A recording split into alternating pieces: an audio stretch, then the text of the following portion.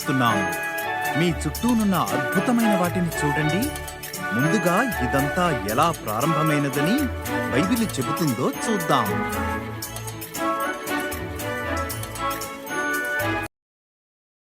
మొదట్లో దేవుడు ఆకాశములను భూమిని సృజించెను. చీకటిని వేరు చేసి వెలుగు కలగాలి అన్నాడు. ఆయన ఆ వెలుగును పగలు అని, చీకటిని రాత్రి అని పిలిచాడు. మొదటి రోజు అయిపోయింది. తరువాత దేవుడు పైనున్న నీటిని, క్రిందున్న నీటిని వేరుపరచుటకు ఒక విశాలమును కలుగజేశాడు. ఆ విశాలమును ఆకాశము అని పిలిచాడు.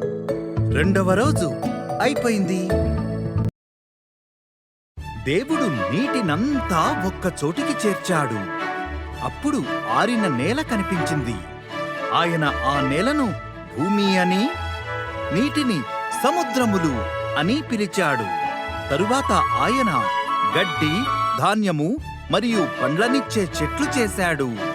మూడవ రోజు అయిపోయింది. తరువాత దేవుడు ఆకాశములో జ్యోతులను చేశాడు.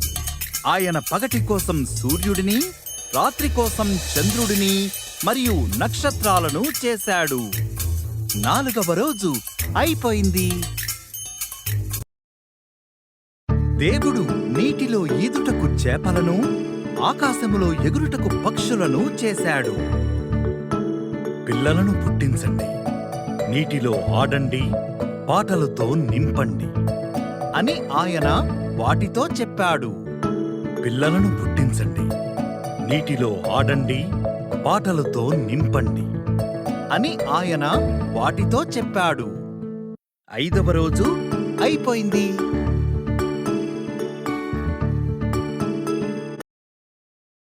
తరువాత దేవుడు జంతువులను చేశాడు.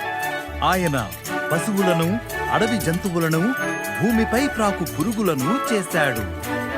అన్నిటికంటే విశేషమైనది ఇంకొకటి చెయ్యాలి అన్నాడు దేవుడు.